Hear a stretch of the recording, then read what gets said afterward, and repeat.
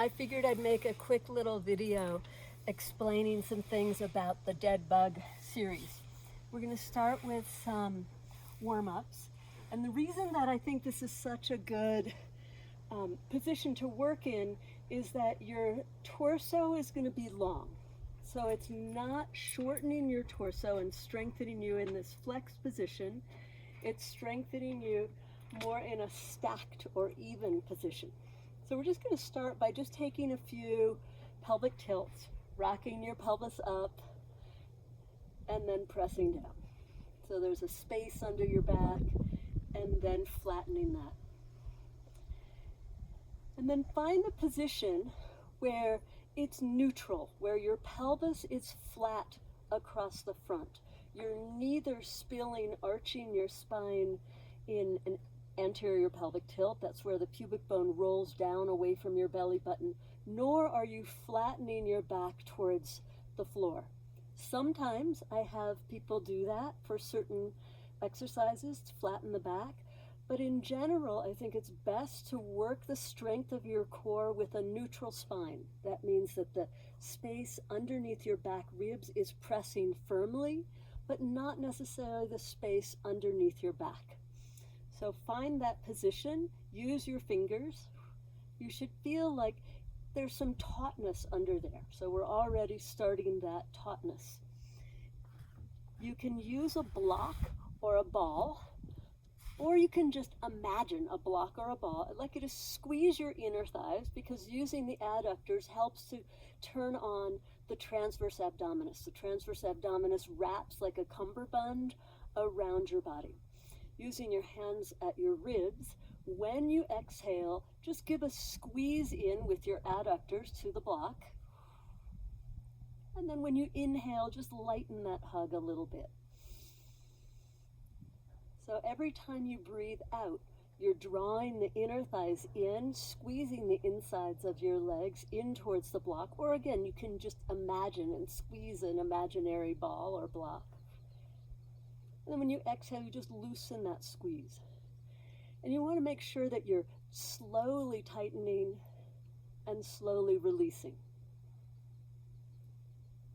When you do that, with your hands on your ribs or even the sides of your waist, you should feel that narrowing. So you're making some strength and stability through your whole trunk. A few more times, exhaling, squeezing. This working again of the adductors helps the low abdominals and that transverse abdominis activate. This next time, squeeze in, keep breathing, breathe in and out, make sure there's no tension in your neck. And note that if you need a couple of folded towels underneath your head to feel more comfortable, that's totally fine. I'm keeping that squeeze in. So ideally your chin and your forehead are the same height. If you put your head down and it's kind of like this, then you'd be better off with a little bit of support underneath. With your hands, you still have that tautness. Take out your ball and bring your knees into your chest. Just for a moment, let your low back flatten down, and then find that neutral position again, and bring your knees right above your hips. So already, excuse me, you should be having to work that kind of cummerbund area. So I'll do this with you. Reach one leg out, next relaxed, and come back. And then the other leg out, and come back. What often happens when one leg comes out, the other leg wants to come in to counterbalance that. See if you can avoid that by keeping the stable knee exactly where it is. Okay. So there's tautness this whole time. The slower that you go, the more effective it is. Again, this is the beginning of the dead bug, and there's all these different variations that you could do here. Take your arms up. So if I turned you over, you'd be on your hands and your knees, one leg would be going out. You still with me? I like to think that you're watching it and doing it at the same time. One arm and the opposite leg. One arm and the opposite leg.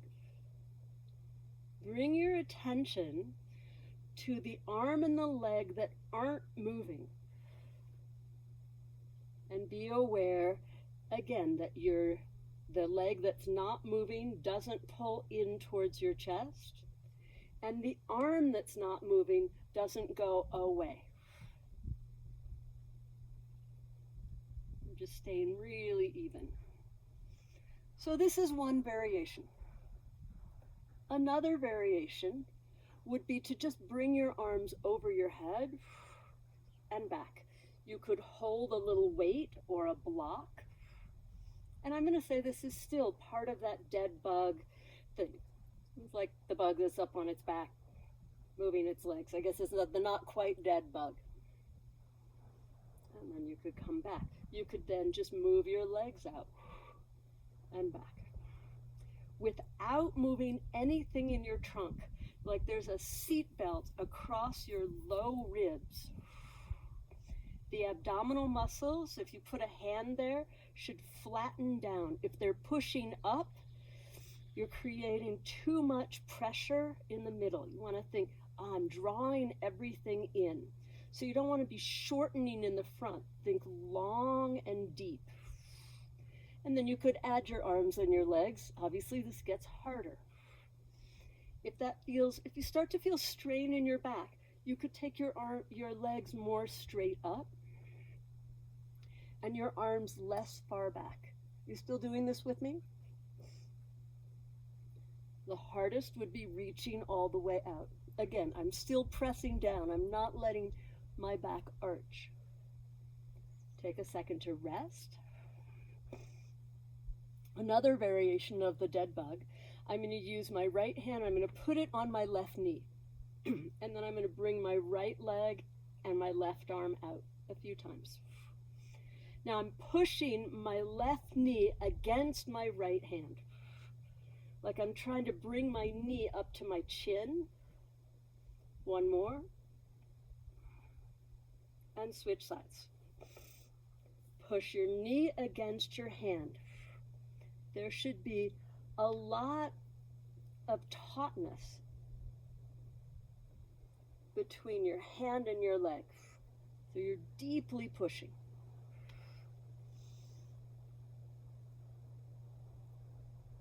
You could make up your own variations.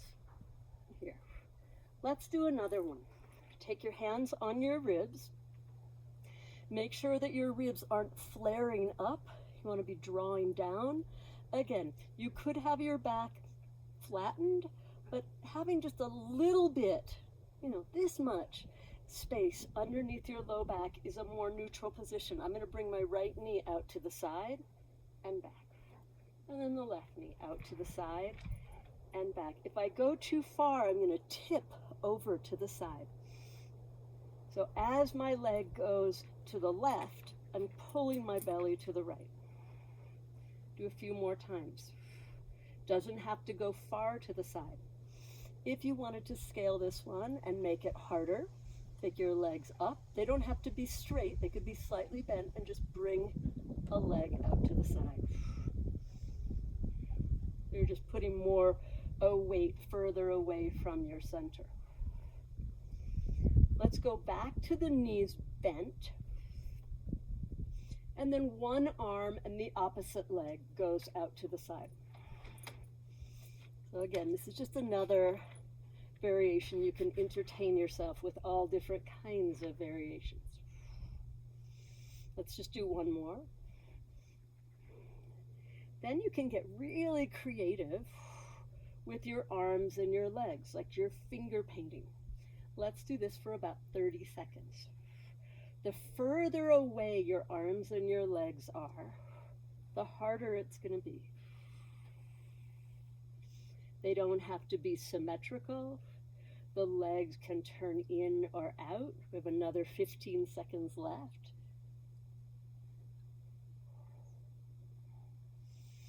You could make this harder by putting a little weight in each hand, not a heavy weight at all.